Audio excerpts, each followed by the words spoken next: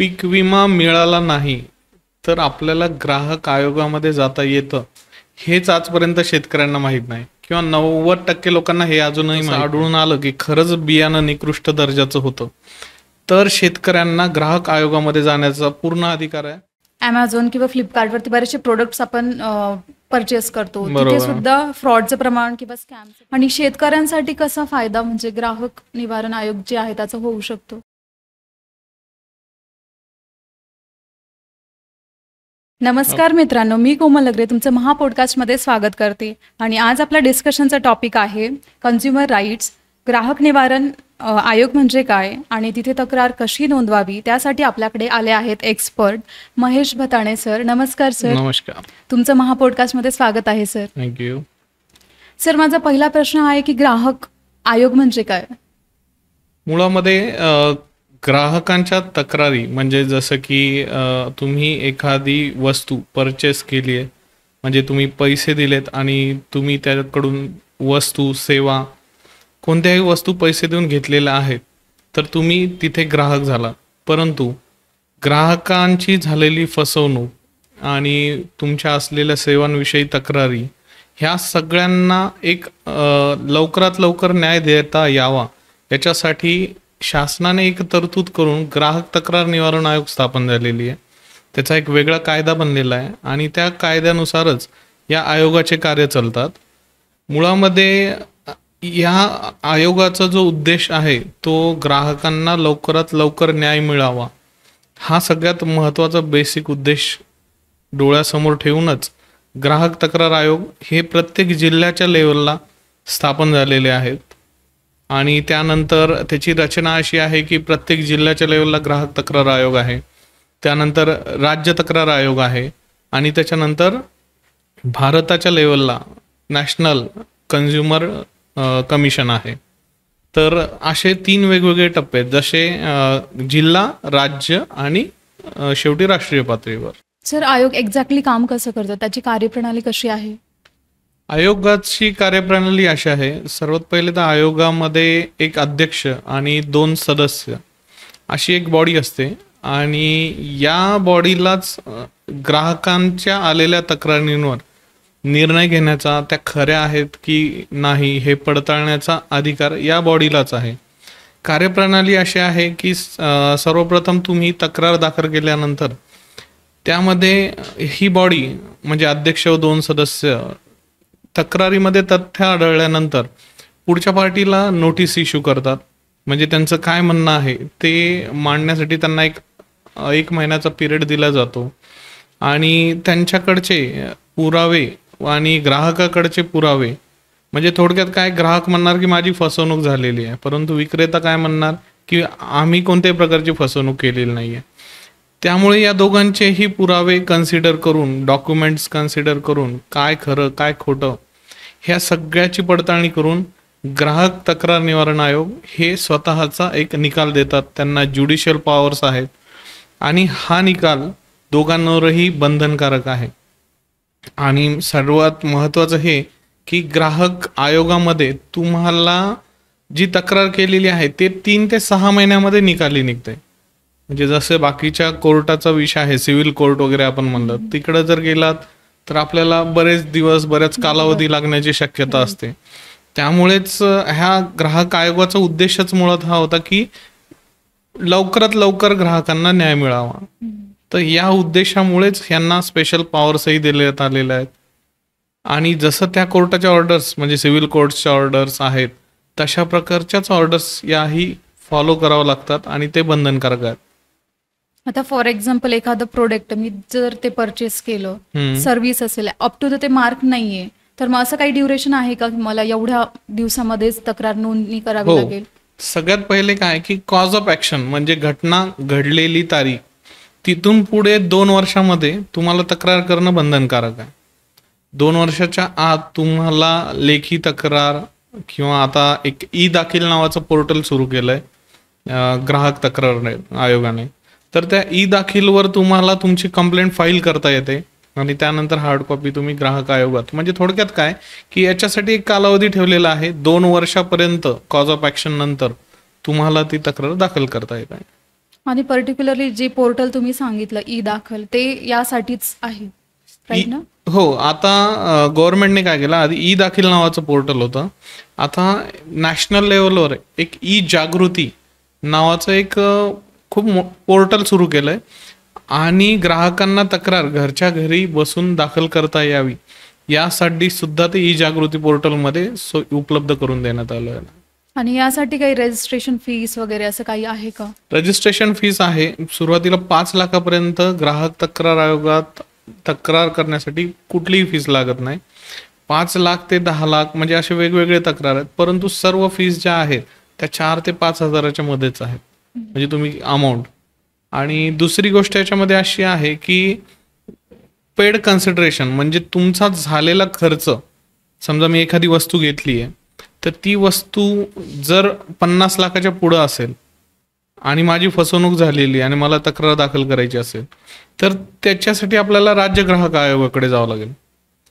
मुळामध्ये काय की सर्वप्रथम आधी कसं होतं, जो कायद्यामध्ये जो आहे ती दुरुस्ती झाली आहे कायद्यामध्ये, त्याच्यात पेड कन्सिडरेशन हा शब्द इन्क्लूड करण्यात आला. म्हणजे काय की तुम्ही परचेस केलेली व्हॅल्यू, पण त्याच्या आधी कसं होतं की तुम्ही किती मागताय नुकसान भरपाई, त्या बेसवर तुमचं ज्युरिडिक्शन ठरत होतं. म्हणजे तुम्ही राज्य ग्राहकात जायचं का जिल्हा लेवलला जायचं का नॅशनलला जायचं.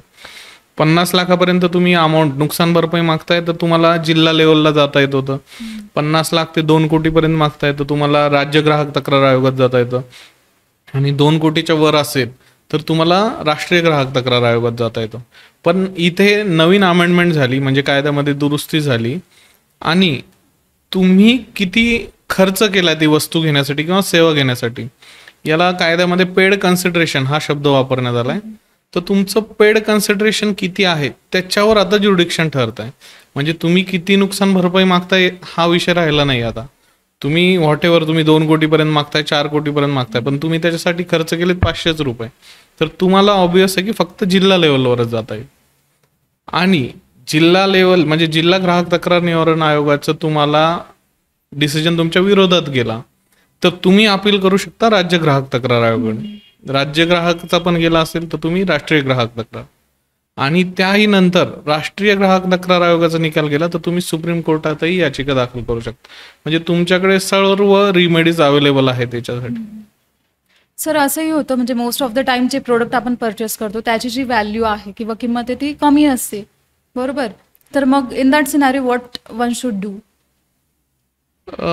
किंमत कमी असते म्हणजे नेमकं फॉर एक्झाम्पल आता एखादी 10-20 रुपयाची वस्तू असेल किंवा 100 रुपयाची वस्तू असेल, मग त्यासाठी आपण जाणं योग्य आहे का? काय वाटतं तुम्हाला? हे बघा, सगळ्यात महत्वाचं काय की ती वस्तू 1 रुपयाची असू द्या, 1 रुपये देऊन तुम्ही एखादी वस्तू जर परचेस केली असेल किंवा एखादी सेवा घेतली असेल तर तुम्ही तिथे ग्राहक मध्ये आला, तुमचे राईट्स आहेत 1 रुपयाची जरी वस्तू असेल तर त्यामुळे काय की कोर्टात गेलं पाहिजे, आयोगामध्ये गेलं पाहिजे, नाही गेलं पाहिजे, यापेक्षा तुम्ही तुमचे हक्क मागितले पाहिजे की नाही पाहिजे हे सगळ्यात महत्वाचं आहे. आणि मुळामध्ये तुम्ही ग्राहक आयोगात गेलात तर तिथे वकील लागतोच असं काही नाही. तिथं तुम्ही स्वतः पर्सनली जाऊनही तक्रार दाखल करू शकतात, पूर्ण प्रकरण तुम्ही स्वतः चालवू शकतात. त्यामुळे ही सेवा ग्राहकांचा हक्क मिळवण्यासाठीच दिलेली आहे. आणि मला वाटतं ती वस्तू 100 रुपयाची असोत किंवा 1 रुपयाची असोत, जर आपली फसवणूक तिथे झाली असेल तर नक्कीच आयोगापर्यंत ही तक्रार गेली पाहिजे. बरोबर. तर फॉर एक्झाम्पल जर मी तक्रार नोंदणी जर केली तर त्यासाठी कोणकोणते डॉक्युमेंट्स आहेत म्हणजे जे गरजेचे आहेत? हे बघा, तक्रार दाखल करताना सर्वात महत्वाचं डॉक्युमेंट आहे की तुम्ही ग्राहक कशावरून. म्हणजे तुम्ही आता एखादा वस्तू घेतली, मोबाईल घेतला आपण असं म्हणूयात, मोबाईल घेतल्यानंतर तुम्हाला जे बिल मिळतं तर ते बिल म्हणजे थोडक्यात काय की तुम्ही पैसे दिलेले आहेत आणि त्या बदल्यामध्ये मोबाईल परचेस केलेला आहे, तर तुम्ही तिथे ग्राहकमध्ये आलात. तर सगळ्यात बेसिक गोष्ट आहे बिल. ते प्रोडक्ट्स, थोडक्यात आपण मोबाईलचं उदाहरण घेऊयात. आता मोबाईल घेतल्यानंतर त्याचं बिल, त्यानंतर त्याचा तो जो बॉक्स आहे त्याच्यावरचा जो कोड आहे, हे सगळ्या गोष्टी सांभाळून ठेवणं गरजेचं आहे, जेणेकरून आपल्याला भविष्यात जर काही फसवणूक झाली तर आपल्याला आयोगापर्यंत दाद मागता येईल. For example in such a scenario की आपल्याकडे त्याचे प्रूफच नाहीये, तर मग त्या सिच्युएशन मध्ये आयोग आपल्याला मदत करू शकतं का? त्या सिच्युएशन मध्ये सर्वात प्रथम हे की कायद्यामध्ये असं सांगितलेलं आहे की तुम्ही एखादी वस्तू किंवा सेवा घेताना तुम्ही त्याचा मोबदला पे केलेला आहे किंवा ते पे करण्याचं आश्वासन दिलेलं आहे. म्हणजे काय की प्रॉमिस केलेलं आहे. तुम्हाला ह्या 2 गोष्टी जर कोर्टामध्ये आयोगामध्ये प्रूव्ह करता आल्या तर तुम्हाला तिथे आयोग एंटरटेन करेल आणि तुमच्या तक्रार घेण्यात येईल. पण तुम्ही ग्राहक आहेत हे सगळ्यात महत्वाचं. आयोगामध्ये जाण्यासाठी तुम्ही ग्राहक आहात हे प्रूव्ह करणं खूप गरजेचं आहे. म्हणजे त्यासाठी आपल्याकडे प्रूफ असणं खूप जास्त इम्पॉर्टंट आहेच. खूप जास्त इम्पॉर्टंट आहे. त्यामुळे लोकांनी सवय लावली पाहिजे की प्रत्येक गोष्ट ती 1 रुपयाची असूया किंवा लाख रुपयाची असो, बिल घेणं. आपण वेगवेगळ्या पद्धतीने जीएसटी टाळण्यासाठी किंवा वेगवेगळे टॅक्स टाळण्यासाठी किंवा टाइम नाहीये पटकन आपल्याला निघून जायचं म्हणून आपण बिल घेत नाही. पण त्यामुळे तुम्ही बिल घेतलं नाही तर तुमच्या राईट्स इथे व्हायोलेट होत आहेत. तुम्ही ग्राहकच कन्सिडर होत नाहीयेत. त्यामुळे ही आपल्या भारतीय लोकांना सवय अशी आहे की बिल न घेता फक्त कॅशमध्ये व्यवहार करणं. हरकत नाही, तुम्ही कॅशमध्ये जरी व्यवहार केला तरी त्याचं बिल घेणं खूप महत्वाचं आहे. ह्याचे काय काय निगेटिव्ह इम्पॅक्ट असू शकतात? फॉर एक्झाम्पल, मी जर एखादं प्रोडक्ट परचेस केलं आणि बिलच नाही घेतलं तर मग फर्दर कॉन्सिक्वेन्सेस. तुम्ही एखादं प्रोडक्ट, आपण पुन्हा उदाहरण मोबाईलच घेऊया. तुम्ही एखादा मोबाईल परचेस केला परंतु त्याचं बिलच नाही घेतलं आणि उद्या चालून त्या मोबाईलमध्ये काही डिफेक्ट निघाला तर सगळ्यात महत्वाचं काय की तुम्हाला जी कंपनीकडून मिळणारी वॉरंटी आहे ती वॉरंटी तर मिळणारच नाही. पण त्यानंतर ती फसवणूक झाली म्हणजे तुमच्या मोबाईलचा डिस्प्लेच चलत नाही किंवा बॅटरीची 6 महिने वॉरंटी आहे पण कंपनी म्हणते की तुमची ऑलरेडी वॉरंटी लॅप्स झालेली आहे. तर तुमच्याकडे जो इव्हिडन्स असणार आहे तर तो इव्हिडन्स काहीच राहणार नाही बिल म्हणून. आणि सगळ्यात महत्वाचं काय की जर मोबाईल गरम होतोय, तुमचा मोबाईल वॉरंटीतही आहे, मोबाईल गरम होतोय तुम्ही आणि तुम्ही कंपनीकडे गेले, कंपनी काही रिझॉल्व्ह करू शकलं नाही तर तुम्ही ग्राहक आयोगामध्ये तक्रार दाखल करून तो मोबाईल नवीन मिळावा किंवा त्या मोबाईलचे पैसे परत मिळावेत म्हणूनही तक्रार दाखल करू शकता. प्लस तुमची शारीरिक मानसिक हानी झाली या कारणासाठी तुम्हाला तिथे नुकसान भरपाई मिळते. तर थोडक्यात काय की बिल घेणं खूप गरजेचं आहे प्रत्येक गोष्टींचं. अमेझॉन किंवा फ्लिपकार्टवरती बरेचसे प्रोडक्ट्स आपण परचेस करतो, तिथे सुद्धा फ्रॉडचं प्रमाण किंवा स्कॅमचं प्रमाण जास्त वाढलंय. तर मग त्यासाठी काही तरतुदी आहेत का? ई कॉमर्स ही फील्ड सुद्धा कन्झ्युमर ऍक्टमध्ये येते आणि तुम्ही जिथे राहता, तुमचा जो ॲड्रेस आहे तिथल्या कन्झ्युमर कोर्टा म्हणजे व्हॉट एव्हर प्रोडक्ट तुम्ही दिल्लीहून मागवलेला असेल किंवा काश्मीर, कन्याकुमारी, कुठूनही भारतातून कुठूनही मागवलेला असेल, पण तुम्ही जिथे राहता तिथे तुम्ही ई कॉमर्सद्वारे ते प्रोडक्ट मागवलेलं असेल तर तुम्ही तुमच्या एरियामध्ये किंवा तुमच्या जिल्ह्यामध्ये ती तक्रार दाखल करू शकता. आणि प्रोडक्ट फेक असेल, ॲज पर प्रॉमिस नसेल किंवा त्यांनी जे डिस्क्रिप्शन दिलं त्या टाईपमध्ये नसेल तर ते तुम्हाला बदलून देणं त्यांना बंधनकारक आहे. पण जर तसं नाही झालं तर तुम्ही नियरेस्ट कमिशनकडे जाऊ शकता. म्हणजे हा जो रूल आहे तो फक्त इंडियासाठीच अप्लाय होतो? हो, ग्राहक तक्रार निवारण आयोग हा जो बनवण्यात आलेला आहे तो, त्याचा जो ऍक्ट बनलेला आहे तो भारतासाठीच लागू आहे. वेगवेगळ्या देशांचे वेगवेगळे ऍक्ट आहेत पण आपल्या भारतासाठी हा आयोग आहे, हा ऍक्ट लागू होतो. आता काही वेळेस असं होतं की आपण जे प्रोडक्ट्स फॉरेन कंट्रीमधून मागवतो मग त्या सिनारिओमध्ये काय करायला पाहिजे की ते फॉल्टी असतील किंवा फ्रॉड असतील तर? त्या सिनारिओमध्ये याच्यामध्ये सगळ्यात महत्वाचं काय आहे की फॉरेन कंट्रीजचे जे प्रोडक्ट असतील तर तिथे 2 देशांविषयी संबंध निर्माण होतात. तर मला वाटत नाही की याच्यामध्ये ग्राहक तक्रार आयोग एंटरटेन करेल, कारण आयोगाला आपल्या ज्या बाउंड्रीज आहेत इंडियाच्या तर तिथपर्यंत एंटरटेन करण्याचा अधिकार आहे. त्यासाठी मग तुम्हाला हायकोर्ट, सुप्रीम कोर्ट इकडे आपल्याला जावं लागेल. आणि शेतकऱ्यांसाठी कसा फायदा म्हणजे ग्राहक निवारण आयोग जे आहे त्याचा होऊ शकतो? शेतकऱ्यांसाठी बघायचं गेलं तर सगळ्यात महत्वाचं काय की शेतकऱ्यांच्या बेसिक 1-2-3 गोष्टी आहेत. जसं की शेतकऱ्यांना पेरणीसाठी शेतकरी बियाणे घेतो. बियाणे घेतल्यानंतर अशा नंबर ऑफ कंपनीज आहेत की जे शेतकऱ्यांना बियाणे देतात, परंतु त्यातल्या काही कंपन्या नवीनच असतात, काही फेक असतात, काही प्रकार होतात. तर त्यामुळे काय की शेतकऱ्यांनी बियाणे घेतल्यानंतर त्यांना जे ग्राहक शेतकरी केंद्र जे असतात किंवा दुकान जे असतात बियाण्यांचे तिथून बिल सर्वप्रथम शेतकऱ्यांनी घेणं गरजेचं आहे. ते बिल सांभाळून ठेवणं गरजेचं आहे. त्यानंतर जे शेतकरी, समजा आपण घेऊयात कापूसाचं बी घेतलेलं आहे. कापसाचं बी घेतल्यानंतर त्याचं जे पॅकेट्स असतं, लेबल असतं, त्याच्यावर बॅच नंबर असतो, ते प्रोडक्ट किती रुपयाचं आहे, त्याची मॅन्युफॅक्चरिंग डेट, त्याची एक्सपायरी डेट. तर सगळ्यात महत्त्वाचं शेतकऱ्यांसाठी हे आहे की ती बॅग जी रिकामी झालेली असते प्रोडक्ट वापरल्यानंतर, तर ती जपून ठेवणं.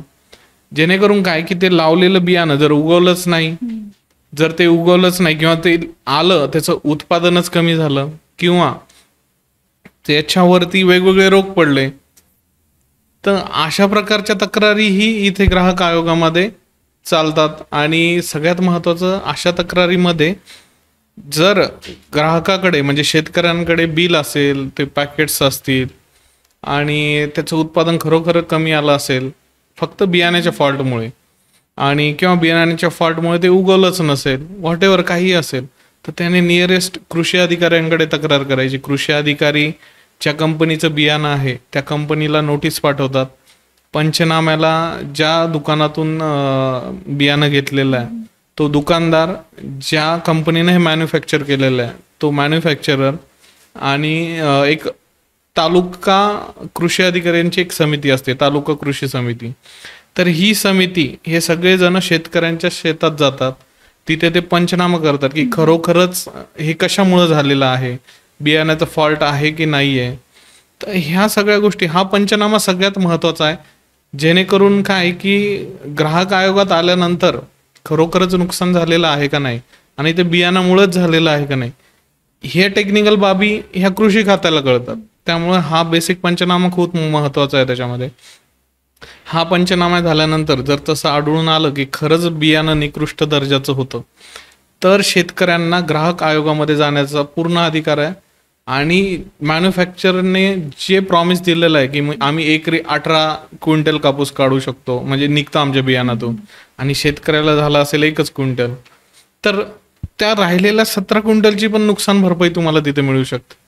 आणि मुळामध्ये शेतकऱ्यांनी घेतलेले कष्ट, त्याचा झालेला खर्च, बियाणे, खते, हे सगळं वाया गेलेलं असतो तिथं. त्यामुळे त्याची नुकसान भरपाई, मानसिक शारीरिक हानी, या सर्व बाबींचा विचार करून त्यानंतर कोर्ट पुढच्या मॅन्युफॅक्चरिंग कंपनी, दुकानदार यांना नुकसान भरपाई देण्याचे आदेश देते.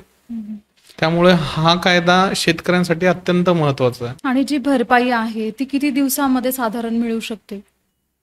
जेव्हा आयोग आदेश देतो, आयोगाने आदेश दिल्यानंतर साधारणतः 30 ते 45 दिवसामध्ये, म्हणजे तसं त्या निकालामध्येच लिहिलेलं असतं आयोगाने की 30 ते 45 दिवसामध्ये जो तक्रारदार आहे त्याला ही नुकसान भरपाई देण्यात यावी. आणि ग्राहक आयोगाचा जो निकाल आहे तो, त्याला ज्युडिशियल पॉवर्स आहेत, त्याच्यामुळे ते देणं बंधनकारक आहे. नाहीतर मग कोर्ट ऑफ कंटेम्प्ट वगैरे वेगवेगळ्या गोष्टी आपल्याला दाखल करता येतात. बऱ्याच वेळेस असंही होत असेल की लोक फ्रॉड किंवा असे फाईल करत असतील केसेस, असंही आढळून आलंय का? फ्रॉड म्हणजे खोट्या तक्रारी पण दाखल होतात. खोट्या तक्रारी जरी दाखल झाल्या तरी प्रत्येकाला, म्हणजे विक्रेत्याला सुद्धा तिथे राईट्स आहेत स्वतःची बाजू मांडण्याचे. जसं आपण शेतकऱ्यांचं उदाहरण घेतलं की बियाणे निकृष्ट दर्जाचं निघालं, पण तिथे त्या कंपनीला, मॅन्युफॅक्चररलाही अधिकार आहेत की आमचं बियाणं कसं चांगलं आहे, आम्ही ते कसं बनवलेलं आहे, कोणत्या लॅबमध्ये त्याचे टेस्ट रिपोर्ट सबमिट करणं. म्हणजे थोडक्यात काय की कोणताही आयोग हा एकतर्फी निकाल देत नाही. दोन्ही बाजू ऐकून घेतल्यानंतर ज्याची बाजू कोर्टाला खरी वाटेल, ज्याच्या बाजूने एव्हिडन्स आहेत, जर ग्राहकाची बाजू असेल, म्हणजे फक्त ग्राहक आयोग, ग्राहक तक्रार निवारण आयोग नाव दिलंय म्हणजे प्रत्येक ग्राहकाच्याच बाजूने निकाल जातील असं काही नाही. तुम्हाला दोन्ही बाजूंनाचे जे म्हणणं आहे ते ऐकल्यानंतरच आयोग निर्णय देत असतं. त्यामुळे दोघांनाही अधिकार आहेत तिथे. सर, बऱ्याच वेळेस असं होतं की शेतकरी जे आहेत, जे पीक ते घेतात, ते एकतर बोगस निघतं किंवा त्यांना जे क्रॉप इन्शुरन्स म्हणू शकतो, विमा, तर ते भेटत नाही. त्या सिच्युएशनमध्ये शेतकऱ्यांनी काय केलं पाहिजे? सगळ्यात महत्त्वाचं हे आहे की पीक विमा मिळाला नाही तर आपल्याला ग्राहक आयोगामध्ये जाता येतं, हेच आजपर्यंत शेतकऱ्यांना माहीत नाही, किंवा 90% लोकांना हे अजूनही माहीत नाही. सर्वप्रथम काय आहे की जी भारत सरकारने सुरू केलेली किंवा शासनाने सुरू केलेली पीक विमा नावाची जी योजना आहे, म्हणजे काय की तुमच्या शेतामध्ये पेरलेलं पीक हे अनुमानानुसार कमी आलं असेल किंवा नैसर्गिक आपत्तीमुळे त्याचं नुकसान झालं असेल, तर शेतकरी पीक विमा म्हणजे काय की तुम्ही एक इन्शुरन्स काढलाय तुमच्या, जसं तुम्ही मोटर व्हेकलचं इन्शुरन्स घेतात, जर त्या काही गाडीचं खराब झालं, काही नुकसान झालं, काही ॲक्सिडेंट झाला, तर त्याची भरपाई करण्याची जिम्मेदारी इन्शुरन्स कंपनीवर असते. त्याच प्रकारचा विमा आहे पीक विमा. हा इथे तुमच्या पिकाचा इन्शुरन्स काढला जातो आणि ते इन्शुरन्स काढण्यासाठी वेगवेगळ्या ज्या इन्शुरन्स कंपन्या आहेत त्याच्यासोबत गव्हर्नमेंटने टायअप केलेलं असतं. शेतकऱ्याने शेतकऱ्याचा हिस्सा भरायचा आणि बाकी जो हिस्सा असतो तो गव्हर्नमेंट स्वतः भरत असतं. आणि तुमचा इन्शुरन्स भरल्यानंतर म्हणजे तुमचा प्रीमियम भरल्यानंतर शेतकऱ्यांनी जर 1 एकर सोयाबीन लावलं असेल तर त्या 1 एकर सोयाबीनचे आपण असं म्हणूयात की 18,000 रुपये किंवा 20,000 रुपये त्याला मिळतील अशी अपेक्षित आहे. परंतु मध्येच ऊन वारा पाऊस कशामुळेही शेतकऱ्याच्या आपण म्हणूयात अतिवृष्टी झाली आणि ते पीक पूर्ण लॉस झालं, त्याचं पूर्ण नुकसान झालं, तर त्याच्यामध्ये काही कार्यपद्धती आहे ती मुळामध्ये आपले शेतकरी बांधवांना माहीतच नाहीये की पीक विमा मिळवायचा कसा. त्याच्यामध्ये सर्वप्रथम ही अतिवृष्टी झाली किंवा वारा आलाय, तुमच्या पिकाचं कशामुळेही नुकसान झालं असेल तर ते नुकसान झालेलं पीक विमा कंपनीला, ज्या कंपनीकडे विमा उतरवलेला आहे त्या कंपनीला 72 तासाच्या आत कळवणं, एक अल्टिमेट देणं हे खूप गरजेचं आहे, जेणेकरून ते कंपनी, इन्शुरन्स कंपनीचे एक्झिक्युटिव्ह तुमच्या शेतापर्यंत येतील, खरंच नुकसान भरपाई झाली आहे का नाही झाली आहे हे बघतील. आणि मुळामध्ये काय की इथे तुम्ही प्रीमियम पे केलेला आहे, याच्यामुळे तुम्ही ग्राहक या डेफिनेशनमध्ये येता. तर तुम्हाला ग्राहक आयोगाकडे जाण्याचा अधिकार आहे, पण त्याच्या आधी तुम्हाला काय काय लागेल हे पण महत्त्वाचं आहे. तुम्ही जो पीक विमा भरलाय त्याची पावती आपल्याला लागेल, तुमच्या शेताचा सातबारा असतो, त्यानंतर तुम्ही जे अल्टिमेटम आपण म्हणलो की तुम्हाला 72 तासाच्या आत कळवणं बंधनकारक आहे, तर ते तुम्ही कळवलंय का, त्याचा डॉकेट ID जो असतो किंवा तो जो इंटिमेशन नंबर असतो ते इंटिमेशन, तुमच्या क्रॉप लॉसचे फोटोज, हे सगळे इव्हिडन्स घेऊन जरी तुम्ही एवढं सगळं करूनही तुमचा पीक विमा तुम्हाला मिळाला नाही क्रायटेरियानुसार, तर तुम्ही ग्राहक आयोगात तक्रार दाखल करू शकता. आणि हे सगळे इव्हिडन्स दाखवल्यानंतर नक्कीच ग्राहकाच्या बाजूने निकाल लागण्याची शक्यता जास्त आहे. पण याच्यामध्ये काय होतं की शेतकरी जे असतात ते 72 तासाच्या आत विमा कंपनीला कळवत नाहीत किंवा कृषी खात्याच कळवत नाहीत आणि नंतर लोकांचं म्हणणं असतं की पीक विमा आला नाही. पण पीक विमा न येण्याची बरेच कारणं आहेत. तर त्यामुळे ह्या सगळ्या प्रोसेस प्रत्येक गावखेड्याच्या लेवलवर ह्याची जागृती होणं गरजेचं. फक्त तुम्ही दरवर्षी पेरणी केल्यानंतर पीक विमा उतरवता हे सफिशियंट नाहीये. ती झालेली नुकसान भरपाई कशी आपल्याला मिळवता येईल ह्याच्या पण काही पद्धत आहेत आणि ते शेतकऱ्यांना कळणं खूप गरजेचं आहे. जे ग्राहक तक्रार आयोग जो आहे ती कार्यपद्धती म्हणजे शेतकऱ्याचं नुकसान झालंय, मी तुम्हाला जे डॉक्युमेंट सांगितले की तुमचं पीक विमाची पावती, तुमचे सातबारा, तुमचं क्रॉप लॉस झाल्याचं फोटोज, एव्हिडन्स सगळे, त्याच्यानंतर तुमचं जे तुम्ही कंपनीला कळवलंय पत्राद्वारे म्हणा किंवा मग ऑनलाईन कळवलं असेल तर हे कळवलेले हे सगळे एव्हिडन्स तुम्ही घेऊन जर आयोगामध्ये तक्रार दाखल केली तर पुन्हा मग आयोग काय करणार की तुमची जी इन्शुरन्स कंपनी आहे त्या इन्शुरन्स कंपनीला नोटीस इश्यू करणार. नोटीस इश्यू झाल्यानंतर त्यांना 30 दिवसात कोर्टामध्ये येऊन त्यांचं म्हणणं काय मांडावं लागेल की या शेतकऱ्याला का नुकसान भरपाई दिली नाही हे त्यांना प्रूव्ह करून दाखवावं लागेल तिथे की का दिली नाही. आणि शेतकऱ्याचं म्हणणं शेतकऱ्याला प्रूव्ह करून दाखवावं लागेल की माझं खरंच नुकसान झालेलं असताना इन्शुरन्स कंपनीने का दिली नाही. तर ह्या दोन्ही बाजू ऐकून घेतल्यानंतर नक्कीच कोर्ट मला वाटते की शेतकऱ्याच्या बाजूने निकाल देणं गरजेचं. सर, बऱ्याच वेळेस असं होतं की जे इन्शुरन्स कंपनी आहे ते क्लेम नाकारतात किंवा मग बँक असतील जेव्हा ते लोन देतात रेट ऑफ इंटरेस्ट चुकीचा लावतात किंवा जास्त लावतात, त्या संदर्भामध्ये काही तरतुदी आहेत का? हो, नक्कीच. याच्यामध्ये बँकेचे तुम्ही ग्राहक आहात, इन्शुरन्स कंपनीचे तुम्ही ग्राहक आहात, तिथे जर तुमची फसवणूक होत असेल तर नक्कीच आयोगामध्ये दाद मागता येते. जसं आपण उदाहरण घेऊयात की तुमचा एक पर्सनल ॲक्सिडेंटचा इन्शुरन्स आहे. प्रत्येक जी गाडी घेताना नवीन आपल्याला इन्शुरन्स असतो, पर्सनल ॲक्सिडेंटचं त्याच्यावर कव्हर असतं. पण वेगवेगळ्या कारणामुळे इन्शुरन्स कंपनी ते जो प्रीमियम आहे, म्हणजे एखाद्याची तिथे डेथ झाली असेल आणि डेथ झालेली असताना त्याचे जे वारस आहेत त्यांनी तो क्लेम केला असेल, परंतु वेगवेगळ्या कारणामुळे तो क्लेम इन्शुरन्स कंपनीने नाकारला असेल, तर त्याच्या अगेन्स्ट, तो नाकारल्याच्या अगेन्स्ट आपल्याला आयोगामध्ये दाद मागण्याचा अधिकार आहे. म्हणजे कोणत्या कारणामुळे तो क्लेम, जसं की आपण उदाहरण घेऊयात, एखाद्याचा बाईकमुळे अपघात झालाय आणि त्या अपघातामध्ये त्याची काही चूक नव्हती, म्हणजे त्याची काही चूक नव्हती आणि तरी अपघात झालाय, इन्शुरन्स कंपनीकडे क्लेम केला, पण इन्शुरन्स कंपनी वेगवेगळे कारण सांगून तो क्लेम नाकारते. तर अशा परिस्थितीमध्ये इन्शुरन्स कंपनीच्या अगेन्स्ट आपल्याला आयोगात तक्रार दाखल करता येते. तो नाकारलेला क्लेम जो आहे तो खरंच योग्य आहे का, त्याचं कारण जे इन्शुरन्स कंपनीने दिलेलं आहे ते योग्य आहे का, हे बघून आयोग आपला निर्णय देत असते.